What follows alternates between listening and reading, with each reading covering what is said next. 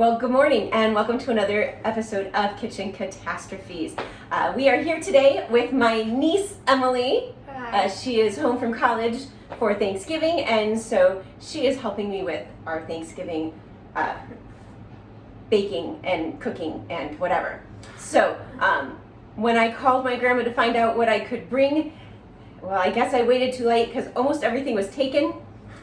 But then she said, wait, we don't have cranberries. I was like, okay. Cranberries can be a safe bet because our family generally does cranberries from the can. I'm not going to do cranberry from the can. We are not doing cranberries from the can. We are going to make cranberries from fresh cranberries. So we're going to do that. But we are also, I've been meaning to make an episode with pumpkin bread. So we are going to do both recipes. The recipe for the pumpkin bread, fun story, comes from this book right here. I'll hold it up nice and close so you can see. The Clueless Baker, that my sister and I, Emily's mom, she and I found it when we were out at Goodwill and we couldn't pass it up. We've already done some pre-measuring to make things go a little easier, and as always, there will be some substitutions. We are going to start, like the last time I made bread, we are making the bread in a pie pan, okay. Yeah. Whatever you want to call the pie thing, that's what we're going to make it in because I don't have a bread pan. So we are going to start off by putting in our 1.5 cups of granulated sugar. And our first substitution is, I'm just looking at the ingredients. Maybe I should actually look at the recipe. That would help. Preheat the oven. Okay, we've done that. Okay, we need to grease our pie dish. We can grease it with just some of the olive oil. As she's doing that, I'll read the next section where it says to combine the sugar. Thank goodness we've done that okay. Oil and eggs into a large mixing bowl. The eggs also going with that? 2 eggs, yes, and we have them here. And we get to beat with the electric mixer. So let me get the mixer ready. Oh, you guys can't see it, but check out that. Oh, you still can't see it. So to show you the technique, the shell removing technique. Why am I holding this like I was like hugging the box for the mixer like it was, I don't know, like it was some kind of something precious. My precious mixer. All right, the eggs are in, so now we get to beat those 3 ingredients together. Okay, and then we get to add the pumpkin puree and then beat for another minute or 2. So we are about to add the pumpkin puree. Fun story, in the recipe it says pumpkin puree, canned or homemade. Did they forget which recipe book this was? The Clueless Baker. Canned. Say, they didn't even put like a check this page to find how to make your homemade pumpkin puree. Oh wait, it does say up here that you can look at page 189. So I take it back. Page 189 has the recipe of how you can make your own puree. And here it says, start with an actual pumpkin? You've got to be kidding. No, really, here's what you do. Maybe another time we'll make the actual pumpkin puree. There was an introduction I didn't make. I'm going to turn this camera a little bit. That right there, this right here, this is Esther. Esther is a plant that was given to me by a good friend. And Esther has been growing like crazy. Didn't think I had much of a green thumb, but Esther's happy with what I've been doing. Oh, oops, we were supposed to add the pumpkin thing in a little bit at a time. No, I'm reading ahead. Never mind, we're good. I think it's good. This is why I need help. Okay. All right. In another bowl. Oh, so we need to find another bowl. So in this one, we're going to stir in the flour. Here is our second substitution, and I'll show you what we're doing.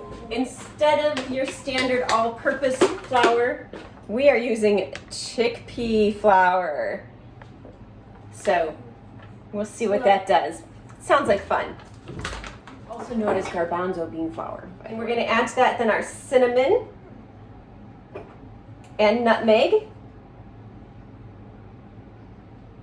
And baking soda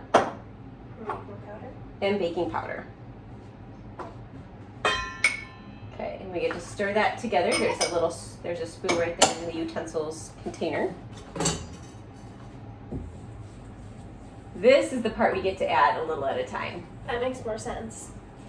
So we're going to add this to the pumpkin mixture in 2 or 3 additions. Now I didn't say yet, but Emily here actually is quite a good baker and often does our cakes for our family birthdays.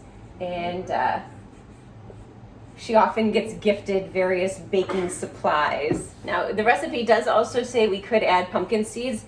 And while I do have pumpkin seeds and I think that would be fun, we do have a family member who is not able to eat seeds for health reasons, so we are omitting the seeds. So in your family, you often, well, until you went off to college, you often did the meal planning too, didn't you? Yeah. Yeah. I mean, I kind of planned for this week because I'm like, hey, I want this food. Well, you've been eating dorm food. I think it is time to break for a humorous story. And this is a story about dear Emily here when she was 3 years old. When she was 3 years old, she came to visit me. And being her music teacher aunt, I felt very, my job to help musically educate. So, I often gave musical toys, but also made sure they were really quiet musical toys because payback. But she came to visit and stay at my house, so I went out and I got the Baby Einstein videos. Do you remember watching any Baby Einstein videos? I don't remember the videos, but I remember I had a book. So the videos, there was one that was Meet the Orchestra. And so we curled up in my little, had one of those little, what is that chair called? Is it a papasan? The little circular chair where it's like a beanbag in a rattan chair kind of thing. Anyway, we're curled up in this and we're watching the video. And for each instrument, it says out loud the name of the instrument, puts the name on the screen, shows the instrument, and plays the sound of the instrument. And so we're listening to all the different sounds. And the trumpet comes on. And 3-year-old little Emily here turns to me and says, "Buy me that noise." Yes. I still haven't gotten my trumpet. No, we did not buy you that noise. No. Instead, we introduced you to the violin. Let's see. So we've done that. So now we are going to spoon the batter into the prepared pie pan and bake it. It says for 60 to 70 minutes, but as I learned, just push down on that, yeah. As I learned the last time I made the bread, we are going to reduce that time. Maybe I'll unplug this. There we go. So we're going to bake it for a little bit less in order to avoid burning it. We do have the toothpicks already ready so that we can do our testing as it goes. So into the pie pan. I like how it just looks like standard pie filling. Like we're making a pumpkin pie, but oops, we forgot the crust. We will have pie this year. Yeah. Grandma's already made her pies. Okay. 3 of them. Okay. Because that's how we do. It will be pumpkin. There will be pecan, because Grandma's a blue ribbon. Well, your great grandma. Yeah. She is a blue ribbon at the state fair for her pecan pie. It's really good.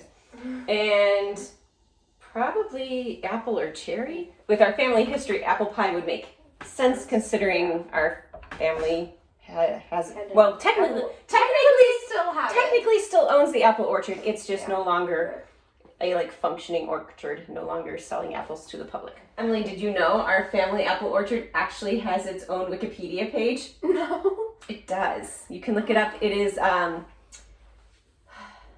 believe it's called Max and Cookie Orchard. So while that is big, setting a timer. Let's set the timer. Since it said 60, let's set it maybe for 45. We'll check it at 45. And move these out of the way so we can get on to the cranberries. We are ready to do our cranberry sauce now. We are going to take things slightly out of order from this recipe because this recipe is not from a For the Clueless kind of recipe book. And so thank goodness I actually looked at the recipe ahead of time because some of it didn't necessarily make sense because the order does not necessarily make sense because we are supposed to get zest from the orange, but step 1 is we're supposed to put the orange juice into the thing. Step 1 should have been zest the oranges. I think they're expecting you to prep and then do it, but maybe that's it. Which is what we're doing. So yeah. But would you do that otherwise? Sometimes. Okay. Sometimes when I'm thinking, when I have enough bandwidth up here. And since we're on break, I did not sleep in though, as neither did you apparently. What college student is it? She texted me this morning at like 7 a.m. It was 7:30. What college student texts at 7:30 in the morning? Most college students on break, I think when I was in college, when I was on break, I don't think I was up before noon. Yeah, I can never pull all-nighters. Have you pulled an all-nighter yet? I have not. I wouldn't be able to do it because I don't like coffee either. So Yeah. I don't have a ton of caffeine. So I'm one of those people that I'm better off going to bed and getting up early to finish something. I only pulled one all-nighter in college, and it was unintentional. I will tell you that story whilst we do a little zesting. Oh, I should wash this before zesting. These, by the way, are huge. I don't know how, I mean, depending at the angle, that's as big as my head, but that's just camera angle fun. It's a baseball or a softball. Yeah, about the size of a small softball. My little, I don't know if it's officially a zester or if it's a grater or who cares, but it works. So I was getting ready to tell the story of my all-nighter in college. Okay. We want to get a bowl for those? For the zests? Yeah, let's That'd do be that. easy. Bowls are up and to your right. So the story. No, I'm going to start the story and you're going to pretty quickly say, this is not how college all-nighters work. So, my all-nighter during college happened on a spring break trip. Okay. And it had absolutely nothing to do with studying. I was co-leading a Habitat for Humanity trip, and we were headed somewhere south. And we were stopping overnight and staying in some mega church. I want to say like outside of Nashville. So we're staying overnight on the floor of this this church on our way down to whatever southern state we were headed to. And it was late. We were tired. Like, tired. And, well, as one of the leaders of the trip, I was making sure that everyone else had everything they needed and everything was all set before I got ready for bed. So I finally get ready for bed, climb in my sleeping bag, put my head on the pillow, and just as I was almost asleep, the fire alarm went off. So we had to, of course, evacuate, as one does. As one should. Yes. And, fire department comes, they check things out. I must have been the pastor, someone from the church came, and all this, and, we talk with them, and they're like, oh yeah, it sometimes does this. And we're like, it sometimes does this? This might have been a nice little heads up, but okay, it sometimes does this. Great. So they check out the building, everything's fine. We go back in. We get settled back into bed. Starting to nod off, almost asleep. And the alarm goes off again. So we evacuate again. Go through the whole process again. Okay, we're cleared. We get back in the building. I go to try to put my head on my pillow to go to sleep, and I just can't. So, what do? What any sane person would do? I find the gym and just run laps around the gym for the rest of the night. You got your workout in. Yeah. I mean, I wasn't driving the next day anyway, so the next day I laid down on the floor of the 15-passenger van, laid on the floor. Don't do that, it's not safe. But I did, and I slept on the floor of the van. Have you heard the stories about the fire alarms in my dorm? Okay, so the fire alarms have gone off 8 times that were not planned so far. So just this semester. Yeah. So one night goes off at like 12 o'clock. I think this might be enough zest. Yeah. So it goes off at like 12 o'clock or whatever at night. So I was asleep. Not all people were, but I got up, whatever, went outside. It then also went off at 5 in the morning. And some people had to test the next day. Mm-hmm. We've had it go off at 5. We've had 2 times when it's gone off at like 2 in the morning. And it's gotten to the point where some people are like, do I even evacuate? Like, because it's been burnt popcorn mainly. Because people don't know. There was one time it would have gone off. Didn't. But someone there's like a microwave that's like for anyone to use. Mm-hmm. Someone put popcorn in there for 26 minutes. Somehow. I don't know. Yeah. Most microwaves have a popcorn button. Yeah, apparently. Even I know about the popcorn button. Push it. Yeah, so it's been cold, but we have our building. So we have a building here, and it's like goes around. So we stand outside the door. There's a parking lot. We don't go like the 10 feet away from the building. Mm-hmm. We're right next to it.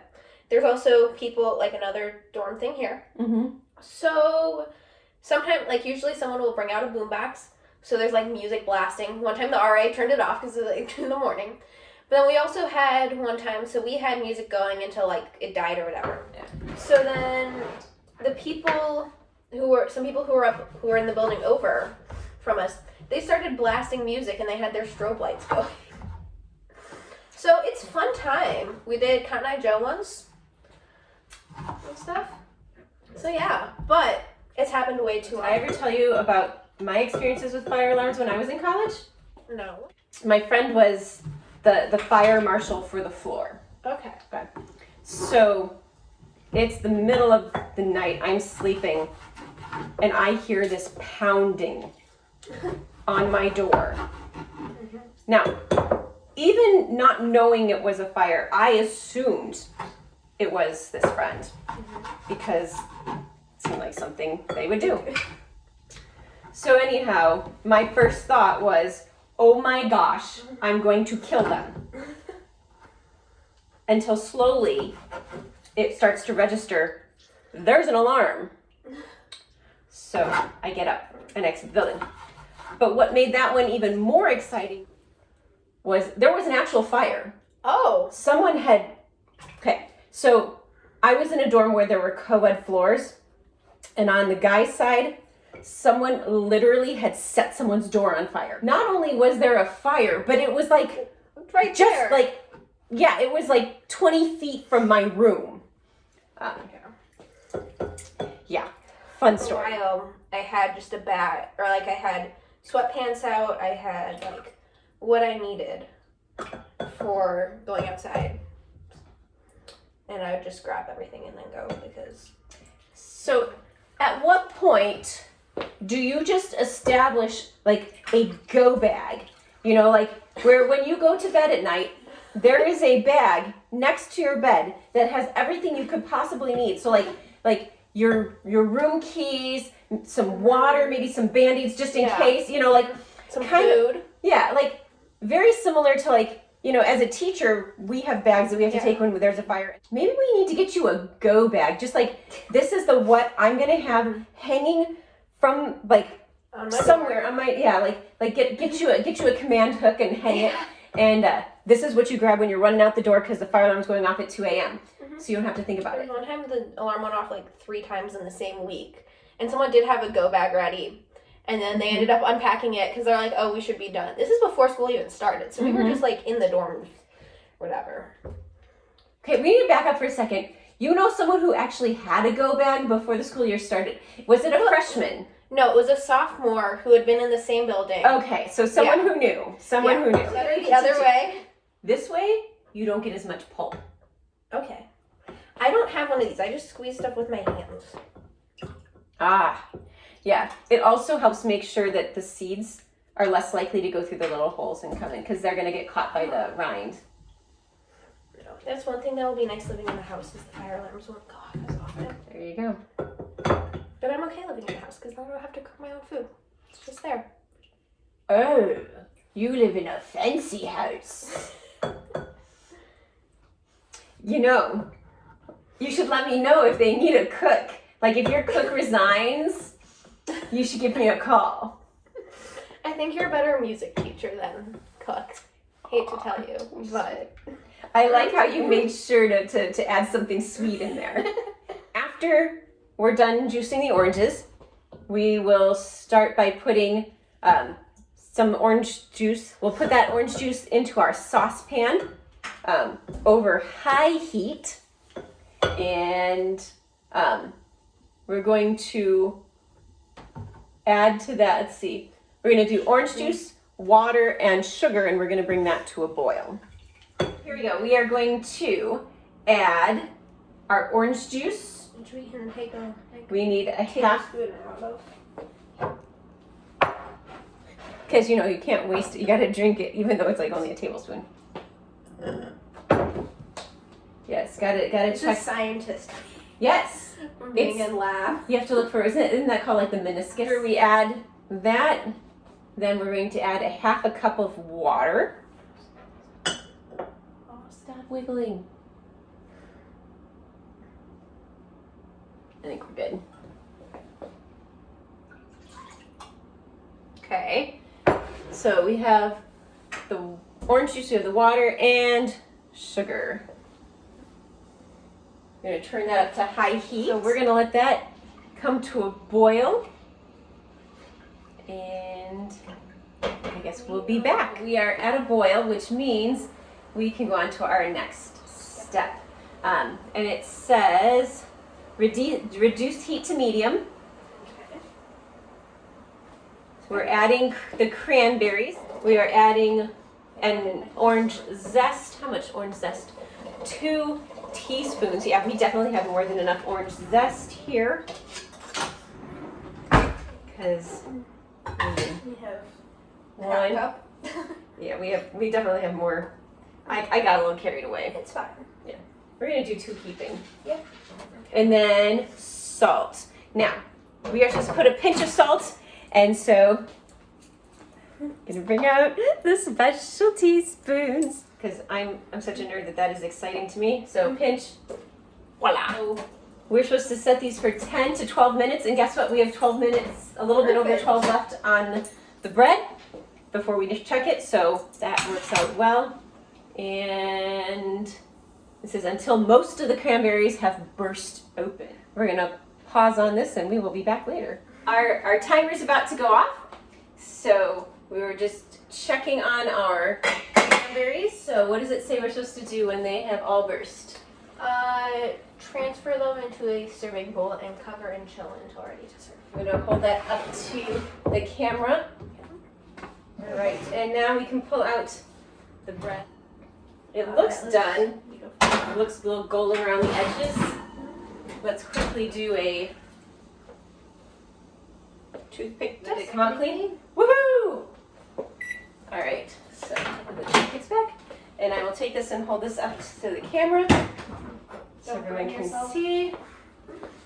There you go. Pumpkin bread!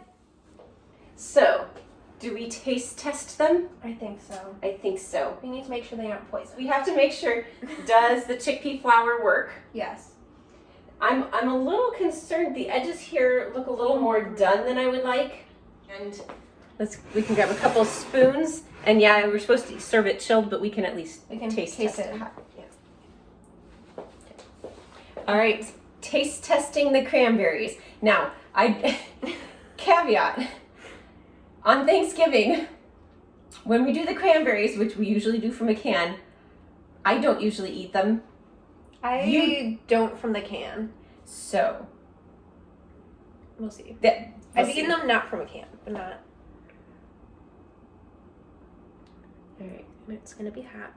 Yeah. Let me make sure I don't get too much. There you go. It's good. That is good. Mm-hmm. That's a success. All right. 1 of 2 so far. That's good. Now we just need to check and see, were we also successful with the bread? Oh, it's soft. That's a good sign. Yeah.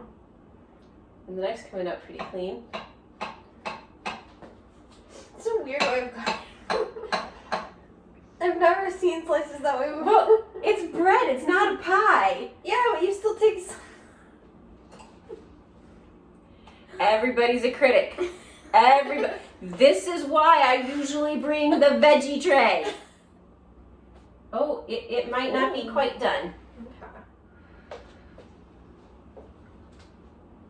It's good. Mm-hmm. Flavor's good. Mm-hmm. I think I'll cook the rest of the way in the pan, probably. Yeah, if we don't take it out. Yeah. Like it's a little.